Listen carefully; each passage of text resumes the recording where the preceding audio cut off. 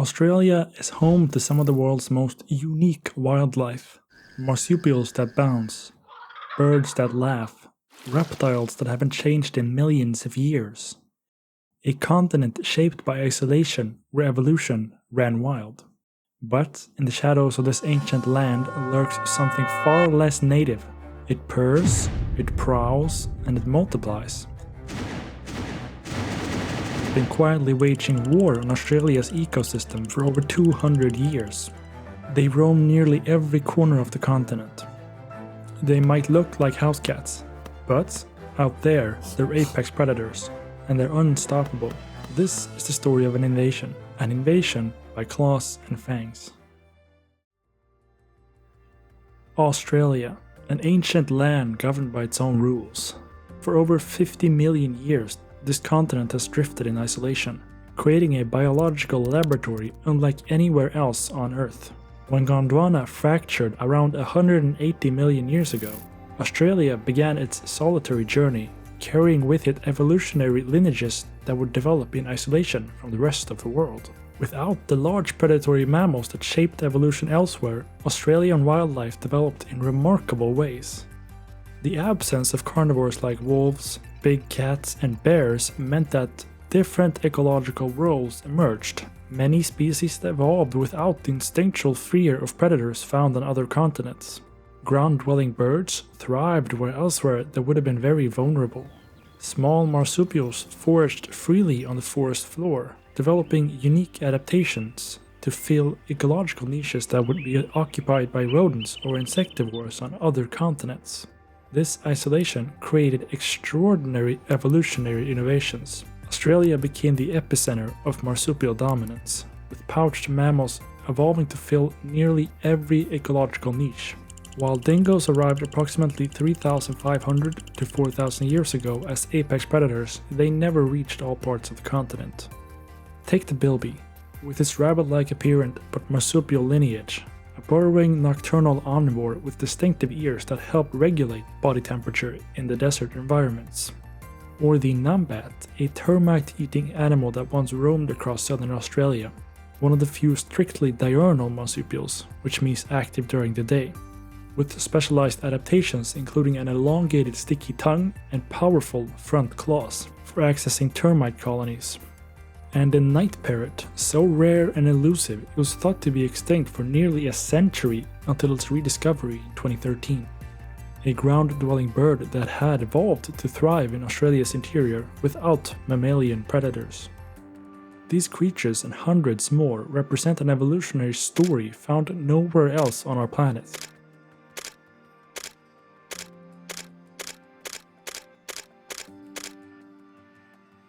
They evolved distinctive traits, many developed slower metabolisms, different reproductive strategies, and specialized diets that allowed them to exploit Australia's nutrient-poor soils and extreme climate variations.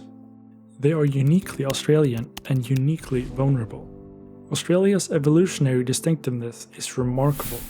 Over 87% of mammal species, 93% of reptiles, 94% of frogs, and 45% of birds are found nowhere else. This extraordinary endemism is the product of millions of years of isolated evolution. This delicate balance of ecosystems persisted for millennia.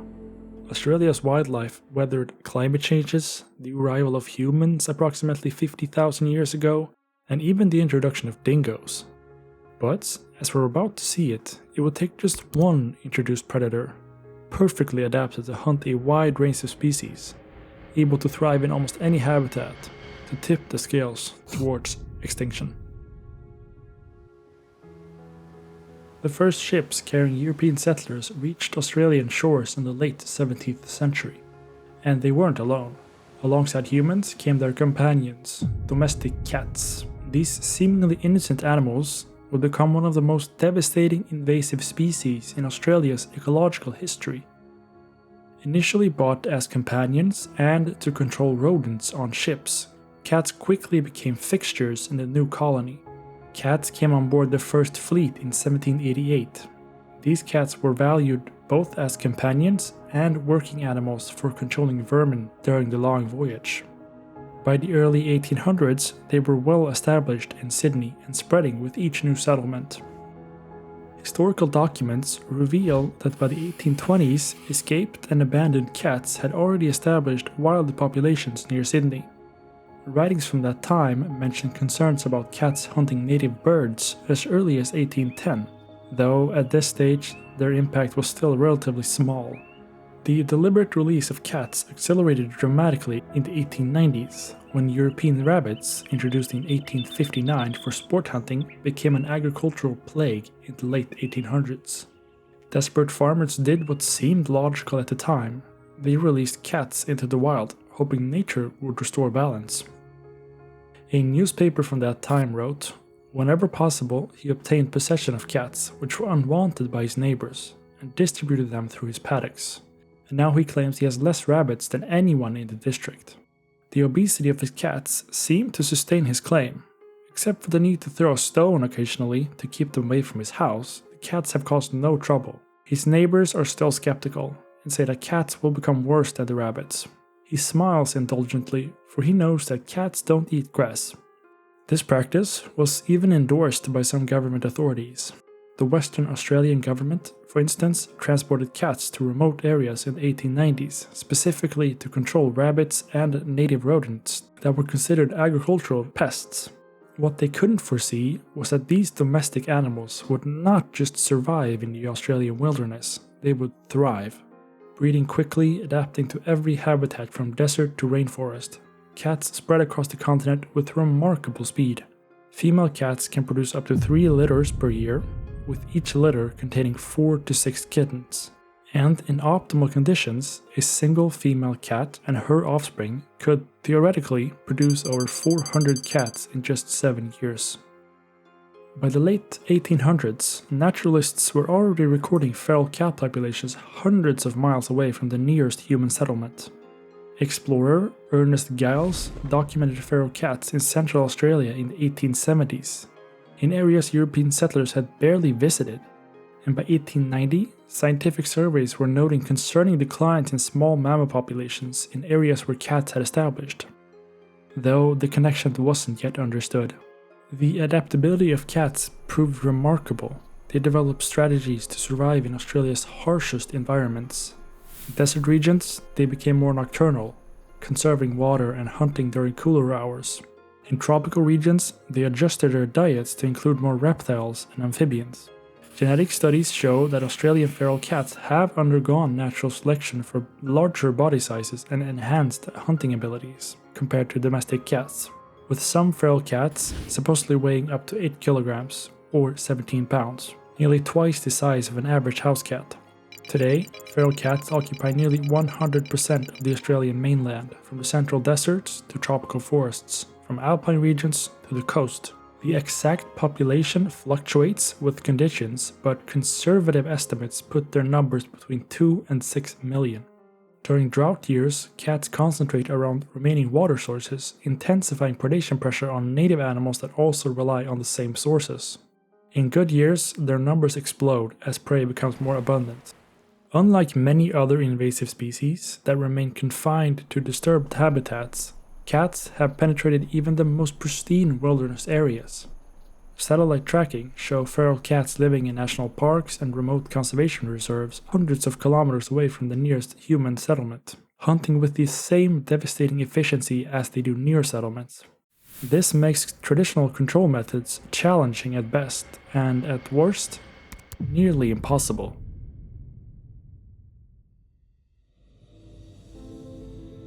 In evolutionary terms, the arrival of cats in Australia was like introducing an alien species to a planet that had never seen anything like it. These predators found themselves at the top of a food chain that had no defense against their hunting abilities. While Australia had evolved with native predators like the thylacine, quolls, and the Tasmanian devil, none possessed the unique combination of hunting attributes that make cats such formidable killers. Unlike Australia's native predators, mostly reptiles and marsupials with different hunting styles, cats are very versatile hunters with evolutionary refinements from millions of years as predators in highly competitive ecosystems. Marsupial carnivores evolved different predatory strategies.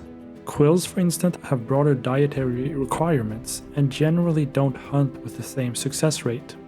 Iguanas and other reptilian predators are largely diurnal and temperature dependent. And cats, by contrast, can hunt day or night, maintaining consistent predatory pressure across the 24-hour cycle. They're equally comfortable in forests, grasslands, or deserts, and perhaps most crucially, they're incredibly efficient. A study using GPS tracking revealed that feral cats successfully captured prey in 32% of hunting attempts, a success rate far exceeding most native predators. A single feral cat can hunt over an area of several square kilometers, with recorded home ranges in Australia exceeding 800 hectares, or about 2,000 acres. Research in the Simpson Desert documented individual cats traveling several kilometers in a single night when hunting conditions were optimal. They don't just kill when hungry. Their predatory instinct drives them to hunt opportunistically, a behavior termed surplus killing in ecological literature. This behavior, while seemingly wasteful, has evolutionary advantages in providing cached food for harsher periods. Field studies using camera traps and direct observation have documented cats preying on 400 different Australian species, including 21 frogs, 27 rodents, 58 marsupials, 123 birds, and 157 reptile species. The variation of this diet is unmatched by any native predator. Cats even employ different hunting strategies for different prey: stalking for birds, ambush techniques for reptiles, and direct pursuit for small mammals. Their whiskers, which can detect movement as subtle as air displacement from a small animal breathing, allow them to hunt effectively in complete darkness.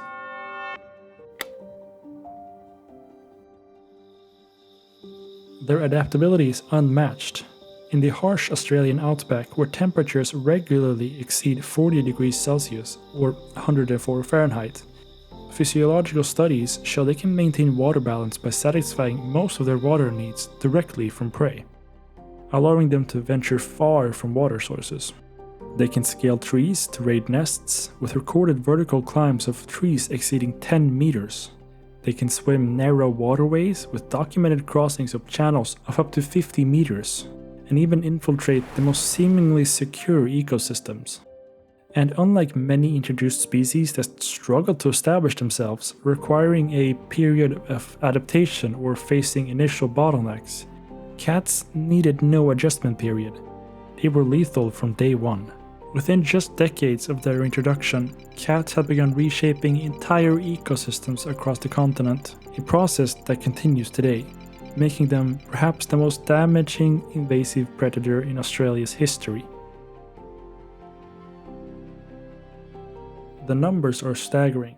Every day across Australia, feral cats kill an estimated 1.3 million birds, 1.8 million reptiles, and over 3 million mammals. When translated to annual impacts, the scale becomes almost incomprehensible. Approximately 475 million birds, 655 million reptiles, and over 1.1 billion mammals fall victim to feral cats annually. That's over 2 billion native animals every year.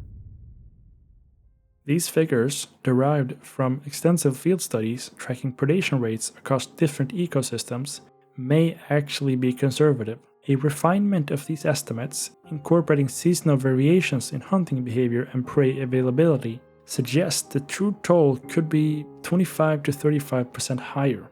And the predation pressure isn't uniform. Cats show preferences for certain size ranges and species types. Medium-sized mammals, weighing between 35 grams and 5.5 kilograms, roughly rabbit to rat-sized, face particularly intense predation, creating what ecologists call the critical weight range, a phenomenon where species in this size category have suffered the most severe declines. And the extinction toll is already devastating. Australia has the worst mammal extinction rate in the world, having lost around 30 mammal species since the European colonization, representing nearly 10% of its original terrestrial mammal fauna.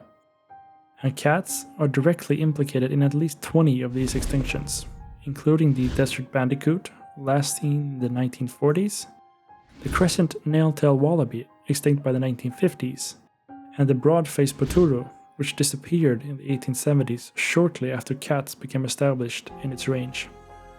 And it continues to threaten at least 124 more species. Genetic analysis of museum specimens of these extinct species reveals evolutionary lineages that evolved from their nearest relatives millions of years ago. The desert bandicoots adapted specifically to Australia's interior with unique water conservation and foraging behaviors that evolved over millions of years, only to be eliminated within decades of cat arrival. Many more species stand on the brink. The western ground parrot, with fewer than 150 individuals remaining, concentrated in a single location where intensive cat control is now essential for its survival. The mountain pygmy possum, clinging to existence in small alpine regions, has lost entire local populations to cat predation events, with camera trap studies documenting individual cats systematically hunting possums as they emerge from hibernation. The plains wanderer, a ground-dwelling bird that's declined by 80% in just the last decade, has become functionally extinct in areas where feral cats have established, with population viability models suggesting the species could disappear entirely within 20 years without intensive intervention. Even species not yet considered endangered are experiencing declines. Long-term monitoring in Kakadu National Park documented a major loss in small mammal abundance over 20 years, coinciding with increased cat activity. Similar patterns have been observed across northern Australia, where cats have exploited habitat changes caused by altered fire regimes to hunt more efficiently. The impacts extend far beyond the direct deaths. Small mammals are critical for soil turnover and seed dispersal. A single bettong can turn over more than 3 tons of soil annually while foraging. Ground-dwelling birds control insect populations, with species like malefowl consuming ants, beetles, and termites daily, helping regulate invertebrate communities. Each extinction creates ripple effects throughout the ecosystem, often triggering what ecologists call trophic cascades, chains of ecological events that transform entire ecosystems. Research in protected areas show that ecosystems with healthy native mammal populations have different vegetation patterns, more diverse plant communities, and greater resilience to threats like wildfire. As cats remove these species, entire landscapes are transformed. At Uluru Katachuta National Park, an area where small mammals have persisted due to intensive predator management, shows significantly higher plant diversity. Long-term vegetation monitoring across the continent reveals shifts towards less diverse plant communities dominated by species that don't require animal dispersal or soil disturbance to regenerate. And these ecological transformations can become self-reinforcing. As vegetation changes, fire behavior often intensifies, creating more open landscapes that further advantages cats as hunters. Studies using GPS-collared cats found hunting success rates increase significantly in recently bird areas, creating feedback loops that accelerate biodiversity loss. In the most extreme cases, this can lead to what ecologists term ecological meltdown, where multiple species disappear in rapid succession as complex ecosystems unravel. And now we come to the uncomfortable part of the story, because these ecological villains were once our beloved pets. It's one of the toughest emotional challenges in conservation. At the heart of it is a clash between science and emotion, where data meets personal values, cultural beliefs, and the way people feel about animals. It's not just about facts, it's about what those facts mean to us. When the Australian government announced its target to eliminate 2 million feral cats by 2020 as a part of its threatened species strategy, the backlash was immediate and global. Celebrities tweeted in outrage. Brigitte Bardot wrote an open letter to the Environment Minister calling the plan animal genocide. Singer Morrissey condemned it as idiocy. Tabloids ran headlines like "Australia declares war on cats." The phrase animal genocide appeared in headlines and social media campaigns, framing a pest management strategy as a moral atrocity. The controversy reveals much about human psychology. Studies in conservation psychology show that people assign different moral values to animals based on perceived charisma, familiarity, and anthropomorphic qualities rather than ecological impact. Cats, with their established cultural positions as companions, trigger protective responses that override rational consideration of their environmental impact. The media framing of the issue often obscures critical distinctions. An analysis of media on issues related to free-ranging cats examined 796 articles. Out of those, less than 1/3 of the articles focus on the ecological impacts of these cats, and the rest focused on animal welfare issues. This imbalance perpetuates misconceptions and inflames public sentiment against necessary conservation measures. Indigenous perspectives add important cultural dimensions to the conversation. For many Aboriginal communities, the loss of small mammals to cat predation represents not just ecological damage, but cultural harm. Knowledge recorded from elders in Central Australia documents the cultural significance of species endangered because of feral cats, like the glossy black cockatoos, which featured in songlines. Many indigenous ranger groups have become leading advocates for aggressive cat control. The ethical dilemma is genuine. No one wants to cause suffering to any animal. The ethical dilemma becomes a question of comparative harm, the suffering of individual cats versus the extinction of entire species and the collapse of ecological systems. Research shows that even cat owners overwhelmingly support responsible pet management. A survey found that 70% of Australian cat owners support mandatory desexing. The real opposition centers on feral cat management methods, particularly the use of poison baits, which isn't very popular. I think it's crucial to distinguish between pet cats, our beloved family members that can be managed responsibly, and feral cats that have never known human contact and function only as invasive predators in the wild. Feral cats in Australia have different movement patterns, different hunting strategies, and even diets from domestic cats. Most feral cats are entirely self-sufficient, obtaining no food or resources from humans. Many even live their entire lives without human contact, having been born and raised in the wild for generations. In ecological terms, they function as an invasive apex predator rather than a domestic animal. This distinction helps frame the conservation challenge more accurately. Feral cat management is not about punishing cats for their natural behaviors, but about addressing an imbalance created by human actions centuries ago. The responsibility now falls to us to mitigate the damage our ancestors inadvertently caused when they introduced a predator into an ecosystem unprepared for its hunting abilities. Across Australia, conservation efforts are intensifying.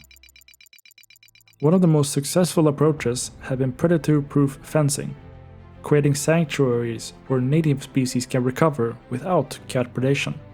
These fences typically stand between 1.8 meters and 2.4 meters, with fine mesh extending underground to prevent tunneling and include an overhanging floppy top that prevents climbing. While expensive, sure, these exclosures have proven remarkably effective. The Australian Wildlife Conservancy now manages over 1,100 square kilometers of fenced sanctuaries across the continent, where cat eradication has allowed the reintroduction of locally extinct mammals like bilbies, bitongs, and western quills. At Arid Recovery in South Australia, a 123 square kilometer fenced reserve established in 1997 now protects 5 reintroduced mammal species that were once extinct in the region. Long-term monitoring shows that some rat species are 15 times more abundant inside the reserve compared to outside. These protected populations are now serving as a source population for reintroductions elsewhere. Similarly, at Mount Gibson Wildlife Sanctuary, a 78 square kilometer fenced area, there it has enabled the re-establishment of 9 mammal species previously extinct in the region. On islands like Dirk Hartog off Western Australia, Australia's largest island cat eradication at 62,000 hectares. Complete removal has been possible. The 4-year eradication program there, completed in 2018, combined aerial baiting, trap deployment, detector dogs, and targeted shooting. Following cat removal, native species are being reintroduced, with promising results. The rufous hair wallaby and the banded hair wallaby have established breeding populations. And similar success stories come from French Island, where natural cat eradication has protected threatened species like the eastern barred bandicoot. Island eradications worldwide provide valuable lessons for Australian conservation. New Zealand's success on Raoul Island and Mexico's on Guadalupe Island demonstrate that careful planning, sufficient resources, and community support can achieve eradication on large landmasses. Australia now has a target of protecting even more priority areas, but scaling these successes to the mainland represents enormous challenges. The issue of reinvasion, the vastly larger areas involved, and the complexity of stakeholder interests all complicate mainland eradication efforts. In regions where eradication isn't feasible, strategic management becomes essential.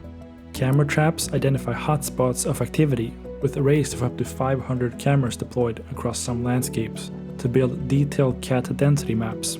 Advanced image recognition software now automates identification, allowing real-time adaptive management. Targeted trapping focuses on areas with endangered species, with innovative trap designs like the Felixer, which identifies cats by their unique gait and sprays a measured dose of toxin onto the animal's fur for later ingestion during grooming. The development of cat-specific baits represent another significant advance.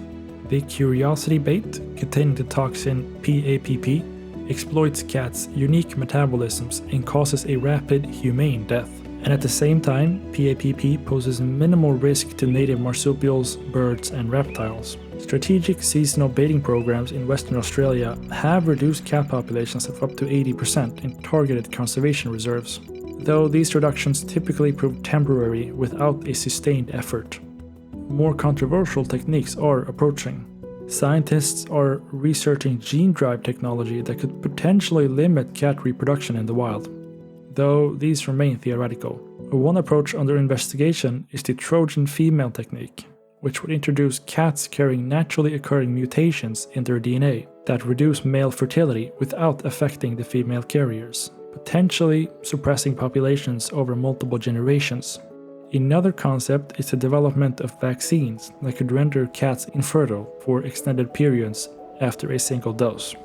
Both approaches face significant technical hurdles, with research still in the early stages. A public attitude survey of 3,800 Australians found that 86% of them were at least moderately supportive of genetic approaches to cat control, suggesting these technologies might face fewer social challenges than poisoning if developed successfully.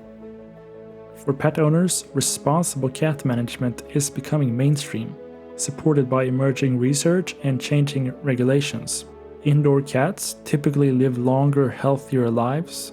Studies show that average lifespans of outdoor cats are 2 to 5 years, versus 10 to 15 years for indoor cats, and at the same time posing no threat to wildlife.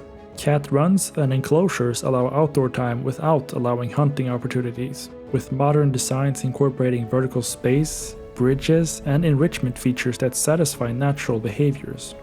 Community education programs like Safe Cat, Safe Wildlife have engaged many cat owners with practical guidance. Desexing prevents unwanted litters that might end up abandoned and feral, with targeted programs in some areas almost achieving a 100% compliance rate. The Australian Capital Territory leading the way with territory-wide cat containment requirements in new suburbs and mandatory desexing for all pet cats. Research shows that these approaches are gaining social acceptance. More and more people are becoming aware of their cat's impact.